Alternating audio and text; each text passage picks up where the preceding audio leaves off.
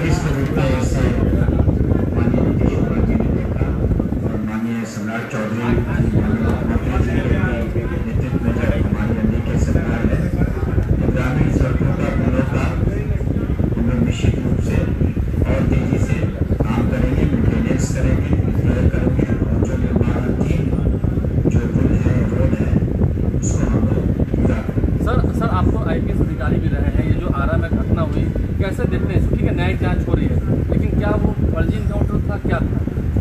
देखिए, जब एक मामला न्यायिक जांच के अधीन आ जाता है तब किसी भी सरकारी सेवक को, पब्लिक सर्वेंट को उस पर टिप्पणी नहीं करनी चाहिए।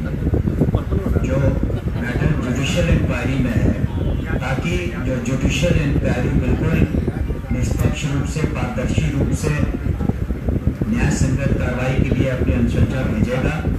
माननीय मुख्यमंत्री श्री सम्राट चौधरी जी ने उसका संज्ञान लिया, जैसे माननीय मंत्री बता रहे थे, और उस पर जुडिशियल इंक्वायरी शुरू हो गई है। तो जब जुडिशियल इंक्वायरी प्रोसेस में है तो उस प्रोसेस के बीच में एक पब्लिक सर्वेंट को टीका टिप्पणी करना या उस पर अपना ओपिनियन देना युक्ति संगत या न्याय संगत नहीं। सर पथ निर्माण विभाग के मंत्री कह रहे हैं कि कब तक रेवड़ी बटेगा, टैक्स लगेगा, टैक्स देना होगा। देखिए, उसमें अभी जहाँ तक हमारे संज्ञान में हमें मालूम है, उसमें एक निश्चित रूप से एक प्रोसेस को अपनाया जाएगा। अभी उसमें सब तरह के सड़कों पर कितने वाहनों की डेंसिटी है, कहाँ कहाँ टोल टैक्स है, तो ऐसा नहीं है कि नेशनल हाईवे पर टोल टैक्स नहीं लगते हैं, वहाँ भी टोल टैक्स लगते हैं। तो स्टेट हाईवे की जहाँ तक बात है, उस पर आरसीडी डिपार्टमेंट और बहुत सोच विचार करके ही निर्णय लेगा, और अन्य राज्यों में भी इस तरह की व्यवस्था है। लेकिन जो भी निर्णय लिए जाएंगे वो जनता की सहूलियत को देखते हुए लिए जाएंगे, और अर्थ की भी जरूरत पड़ती है इकॉनमी में, स्रोत होते हैं ग्रामीण आवास, ग्रामीण गांवों में भी अब टैक्स लगेगा घरों को। ग्रामीण कार्य विभाग और जो ग्रामीण जो कार्य विभाग है, तो वहाँ पर जो गांव के सड़कें हैं उसकी बात नहीं हो रही। नहीं, सड़क नहीं, जो घरों पे बात हो रही है सर, घरों पे तो लगेगा ना।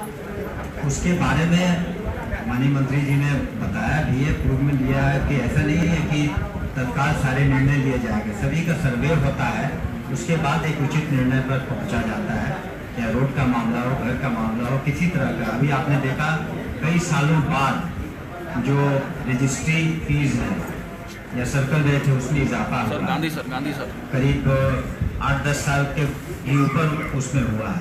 तो समय समय पर सरकार, एनडीए सरकार निर्णय लेती है, लेकिन लोगों के हित में देख करके जो सबसे श्रेष्ठकर होता है वही निर्णय। तो चुनाव में जो रेवड़ियां बांटी गई उसी के लिए मतलब ये हालत हो गया है अब कि अब जनता पे सीधे बड़े टैक्स बढ़ाए जा रहे हैं।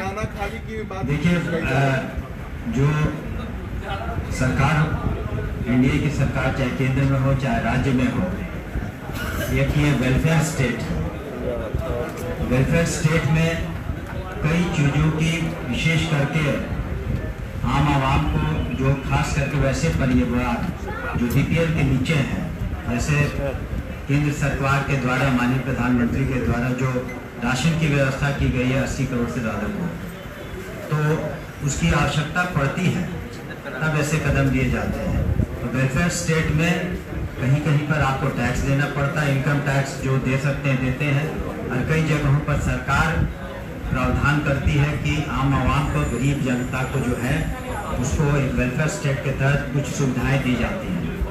तो ये इसमें बैलेंस बनाकर ही बजट बनाया जाता है।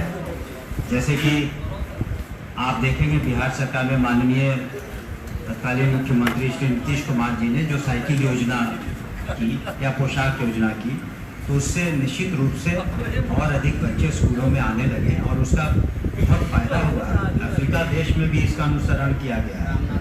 तो इसको बिल्कुल बैलेंस करके ही सरकार नीतीश जी ने तो स्टेट हाईवे को के टैक्स को हटा दिया था, अब वापस से लगाया जा रहा है। हमने कहा कि अभी सर्वे करके ही डिपार्टमेंट निर्णय लेंगे, सरकार के समक्ष, माननीय मुख्यमंत्री जी के समक्ष सारी बातों को पुनः डिपार्टमेंट रखेगा और तब निर्णय लिया। सर भाई लीजिए जी, आराम से आराम से। तो आपने सुना कि जदयू के मंत्री सुनील कुमार बिहार में बढ़े हुए टैक्स पर क्या कुछ कह रहे थे। तमाम अपडेट्स आप तक पहुंचाते रहेंगे। जुड़े हमारे साथ, देखते रहिए न्यूज़ 8। बहुत बहुत धन्यवाद।